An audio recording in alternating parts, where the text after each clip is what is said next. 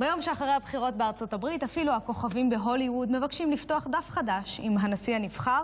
היום השחקן ליאונרדו דיקפריו פגש את טראמפ כדי לדון איתו בנושא תעסוקה, אבל בעיקר איכות סביבה, בין היתר על רקע ההצהרות של טראמפ במהלך הקמפיין, על כך שהתחממות גלובלית היא בכלל קונספירציה של הסינים. ברור. לילה טוב, פרופסור דני רבינוביץ', מומחה לסביבה. שלום עמליה, שלום עידו, שלום לצופים. מה בעצם החשש הגדול של שוחרי הסביבה? מה אובמה עשה שהוא כל כך טוב והם מפחדים שטראמפ יהרוס?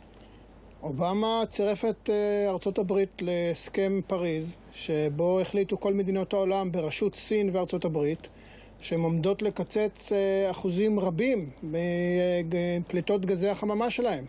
יכול להיות שההסכם הזה הוא בדרך להציל אותנו ממאה ה-21 שתהיה מאוד מאוד בעייתית עם הרבה מאוד צרות. או שטראמפ יבטל אותו, לא? זה מה שהם חוששים. אז שאלתם קודם כל מה אובמה עשה. מה שטראמפ, אגב, כבר עשה, זה שאתמול הוא מינה את סקוט פרויט, התובע הכללי לשעבר באוקלהומה, כשר החדש להגנת הסביבה בארצות הברית. אני חושב שבזה הוא הפך את המשרד הזה למשרד להתקפת הסביבה, מפני שפרויט הוא אחד שבאופן סדרתי, כתובע כללי באוקלהומה, הגיש תביעות כנגד המשרד להגנת הסביבה, בין השאר בגלל הדברים שהמשרד ניסה לעשות, והאכיפה שהוא עשה על חוקים של נגד פליטת גזי חממה. ואם אכן טראמפ יוציא את ארצות הברית מההסכמה הזו, מאמנת פריז, עד כמה זה ישפיע על יותר מ-100 חברות שחתמו כבר על האמנה הזו?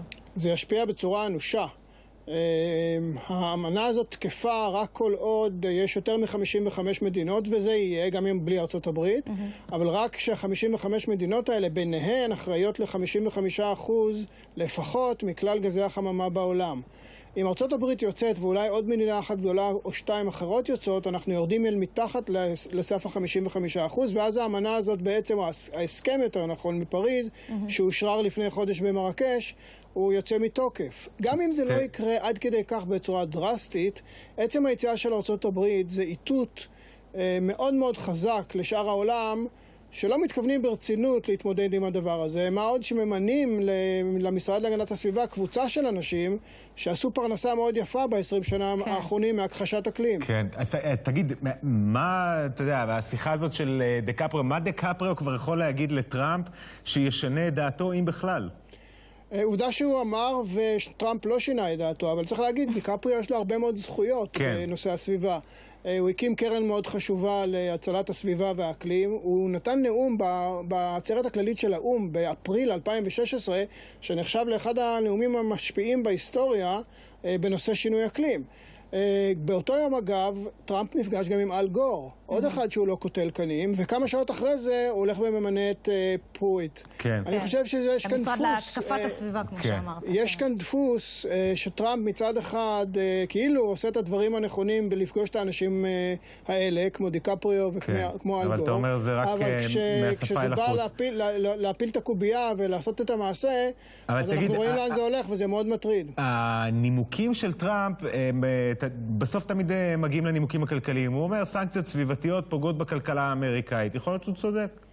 אנחנו יודעים שהוא טועה. זה טיעון חבוט שהשמרנים והימין השמרני בארצות הברית מנסה לטעון כבר יותר מ-30 שנה. כאילו יש איזו מין משוואה כזאת, וככל שאתה שומר על הסביבה, אתה פוגע יותר בג'ובים. היום אנחנו יודעים שהענפים עם הצמיחה הכי גדולה, וראינו את זה גם בזמן אובמה, זה הענפים למשל של אנרגיה אלטרנטיבית. ענף הפחם שהוא מנסה להקים מהריסותיו נהרס בלי קשר לנושא השינוי האקלים, מפני שפחם זה יותר יקר ויותר מזהם. אנחנו חייבים לסיים, אז רק שאלה אחת לסיום. הרי הטענה של טראמפ היא שזה איזושהי קונספירציה סינית. יש עוד מנהיג בעולם שמציג עמדות כאלה?